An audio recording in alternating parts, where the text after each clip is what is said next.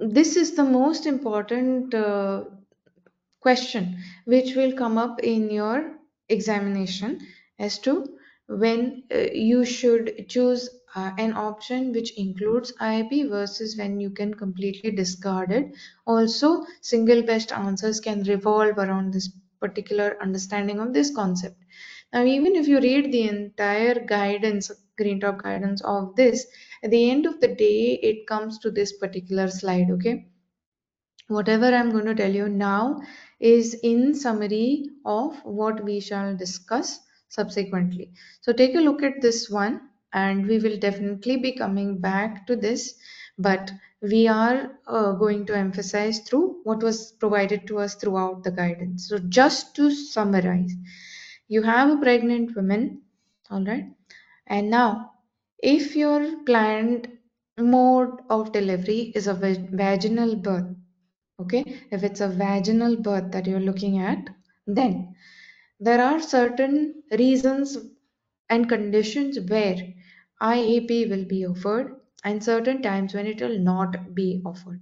Now you can see majority of these arrows, they will end up in a situation where we are offering IAP. So it's offer IAP, offer IAP, offer IAP here, okay, offer broad spectrum antibiotics, but offer something other than IAP, we can test and decide whether IAPs will be required and then immediate IAP. So you can see that most of the situations they are ending up with IAP and some of them aren't. Okay, so we are not going to recommend IAP in certain situations. This is important for you to understand that no's end up here and here. Okay, now let's look at what these are.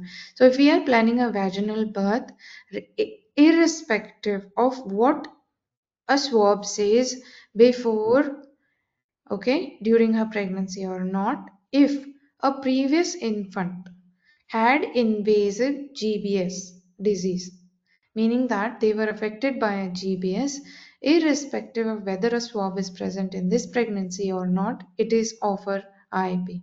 Okay. Similarly, in this pregnancy, if there is a preterm labor, okay, there is a preterm labor or PPROM going into preterm labor, offer IAP.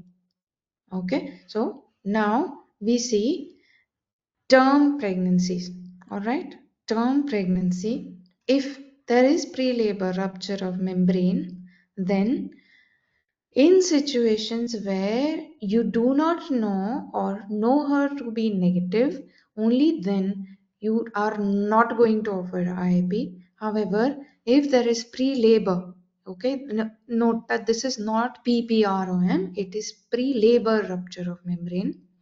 So before onset of established first stage of labor, there has been rupture of membranes in a known GBS carrier.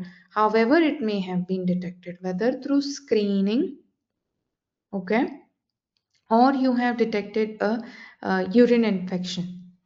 You are going to offer immediate IAP and induction as soon as is possible. So here, if she comes with a leak and is a known carrier, you will immediately induce, immediately as soon as possible give a IAP as well. If she comes at, say, the modality of induction will differ depending on her cervical score, dilatation, all of those things, and what measures you will take. But in both circumstances, with leak, here you are going to offer. Okay. Now, we come to this particular pregnancy, we have got GBS carriage, all right, in a previous pregnancy. So now, in this situation, it is, mind you, the previous infant has not had invasive GBS disease, but they had a carriage in the previous pregnancy. All right. So you need to explain to this woman in this pregnancy itself the likelihood of GBS carriage. Okay. Those percentages are also very important and we will be looking at them. So we are going to offer IAP or bacteriological testing. We can offer her an option between testing now and taking a risk of a false negative result, okay, which is not a very common occurrence. And we are going to offer based on that testing result whether we are going to give IAP or not, right?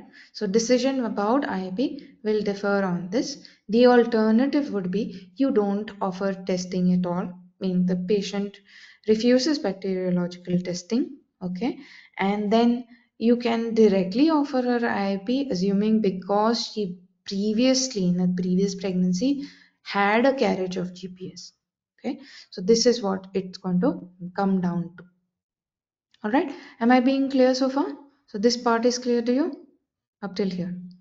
Now, the other indication is if a woman who is term and having a vaginal birth and in labor, okay, develops a fever or had a GBS carriage in the current pregnancy, however detected of her IAP, and if fever, okay, in not only do we offer the IB, okay, that is penicillin, but which is the first line, of course, but we offer a broad spectrum antibiotic which will include antibiotics for preventing EOGBS.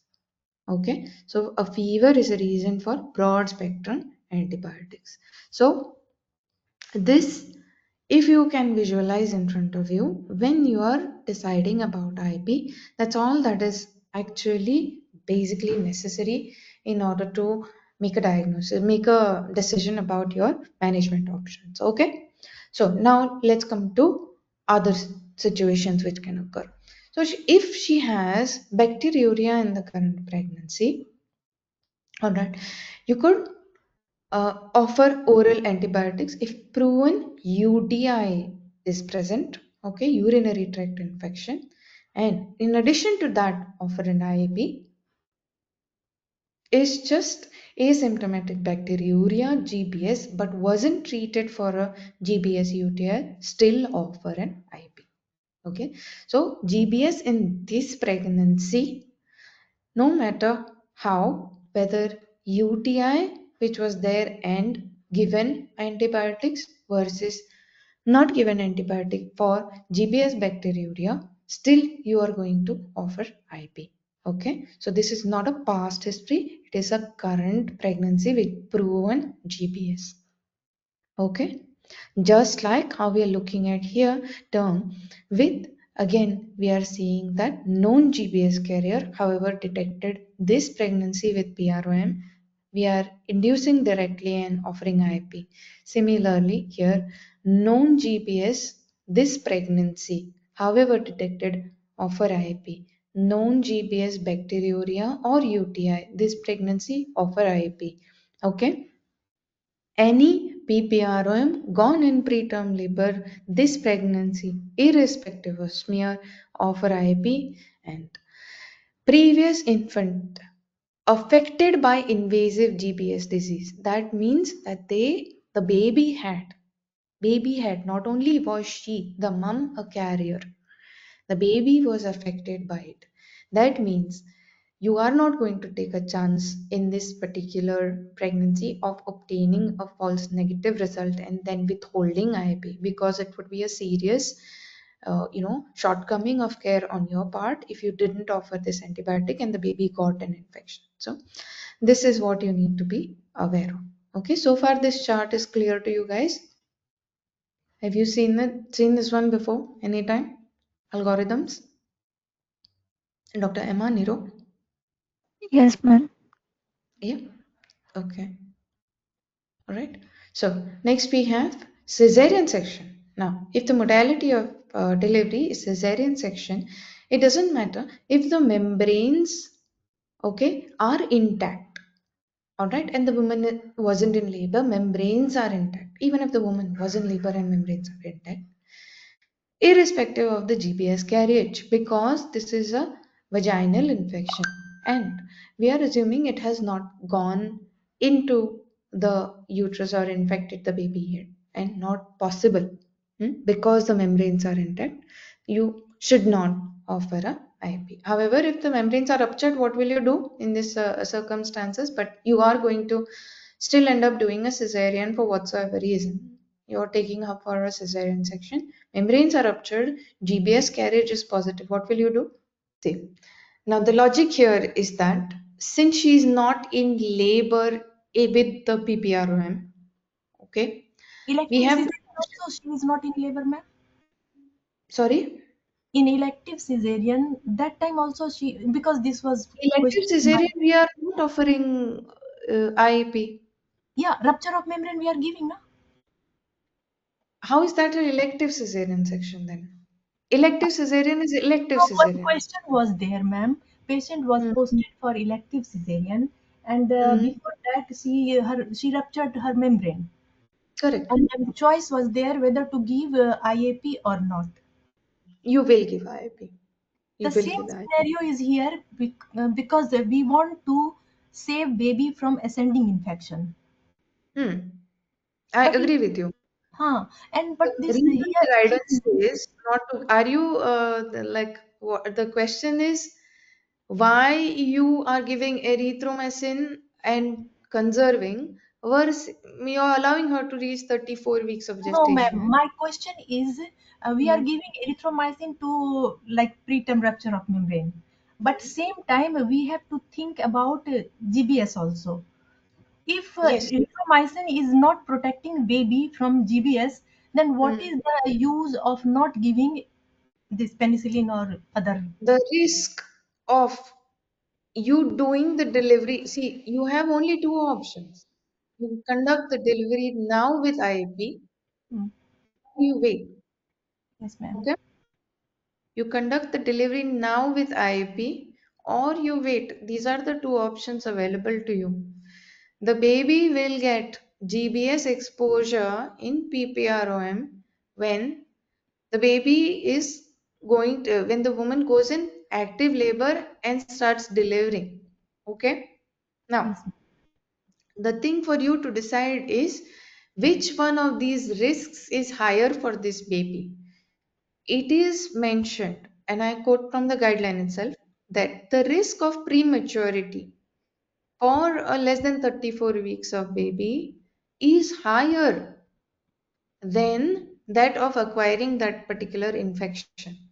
Okay? Thank you, thank you, thank you, thank you, That thank you is so the much. reason why you wait Yes, for premature because prematurity causes other complications as well. So you cannot just say that we are worried about infection and we'll deliver at 30 weeks if she comes at 30 weeks got it, ma'am. Yeah, and thank you, 32.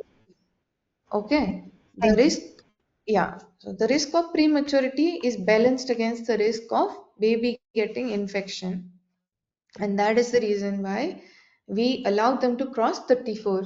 Now, at 34, the risk of infection is considered higher than that of prematurity, and therefore we can deliver. Okay, right.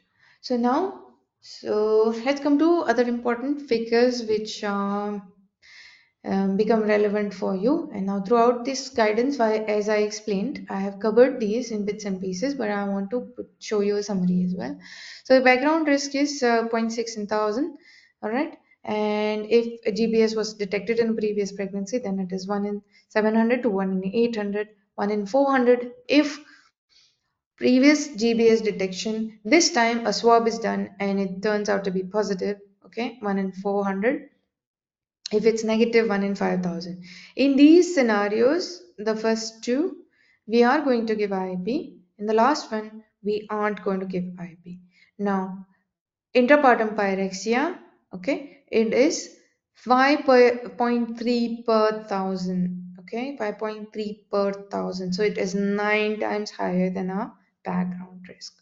Okay, again, we are going to give similarly women who deliver preterm 2.3 per thousand. Again, it is compare everything to our baseline, which is zero point 0.6, right? 0.58, so I rounded it to 0.6. So remember, 2.3 is again, it is much, much higher. Okay, again, not mortality rate from infection in preterms is increased, it is 10 times that of a term baby, both babies having been infected by GBS.